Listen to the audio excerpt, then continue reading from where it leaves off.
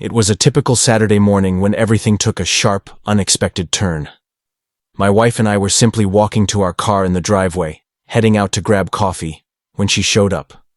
You know the type. The one who thinks their opinion is law. The one whose very presence seems to make the air feel heavier. I'm talking about Karen. And today, she wasn't just an annoying neighbor. She was holding a gun. You might be wondering, how in the world did we get here? I mean, who pulls a gun on someone over a parking spot? Well, as it turns out, Karen did. But that was just the beginning. What followed over the next 5 seconds would forever change how we saw our once peaceful neighborhood. Hold on, because just you wait, you're not going to believe what happened next. It all started innocently enough. My wife and I moved into this quiet suburban neighborhood about a year ago. The kind of place where lawns are perfectly manicured, and everyone knows your name. Or at least, that's what we thought. You know, the dream. But our so-called dream neighborhood soon turned into a pressure cooker. At first, everything seemed perfect. The neighbors waved as we moved in, the houses all lined up like soldiers in a row. But there was something about Karen. She lived 2 doors down and was the unofficial head of the HOA, which, as it turns out, means she thought she could tell everyone what to do, when to do it, and how to do it. It started small. She'd comment on the way we trimmed our bushes, or how we parked our cars in the driveway. You know, she'd say, that spot's not meant for overnight parking.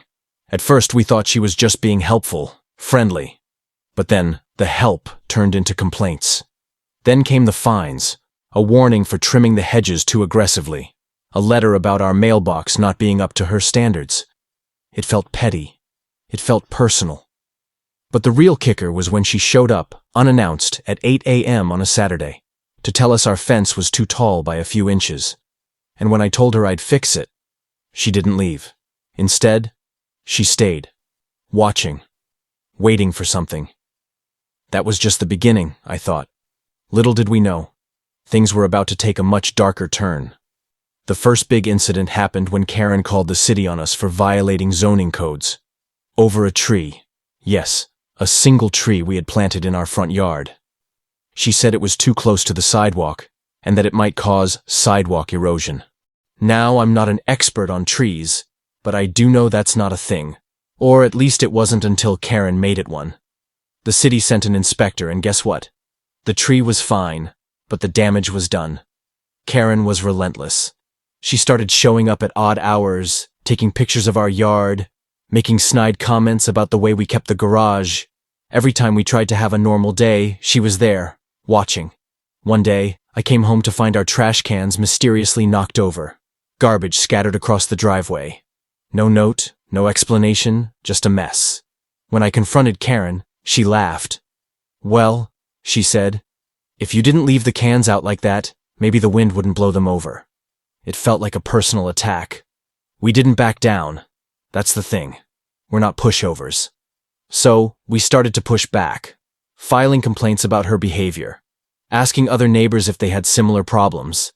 But when Karen realized we weren't scared, that's when she took things to another level. I was about to learn that when you're up against someone who believes they have all the power, that's when things get dangerous.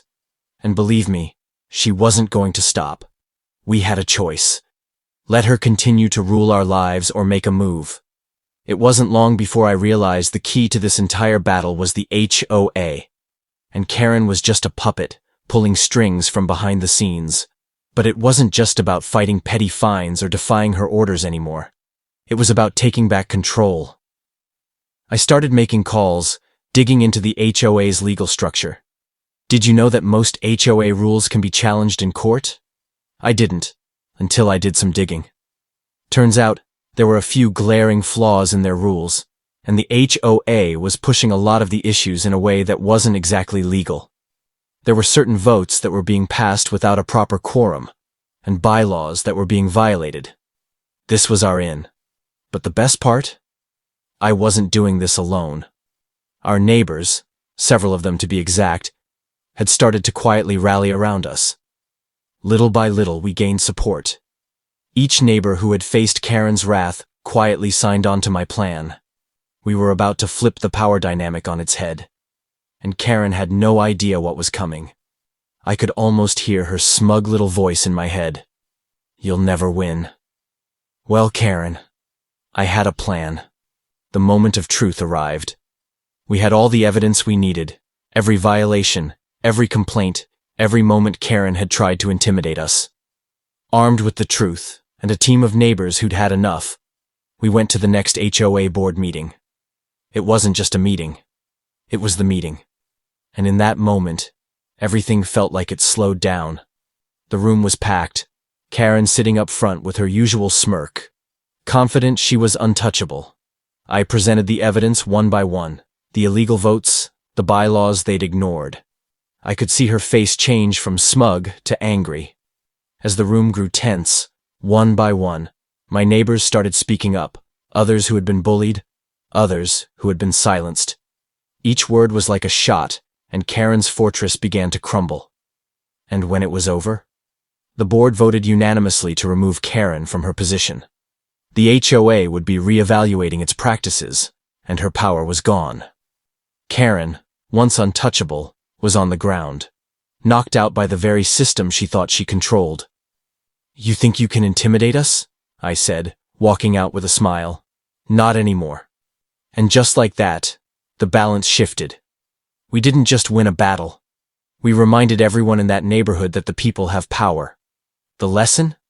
Never back down, no matter how big or intimidating someone might seem. You don't have to fight dirty, but you do have to fight smart. So, what would you have done in our shoes? Drop a justice served in the comments to show that you're with us. Remember, the truth always comes out, and when it does, it's always worth the wait.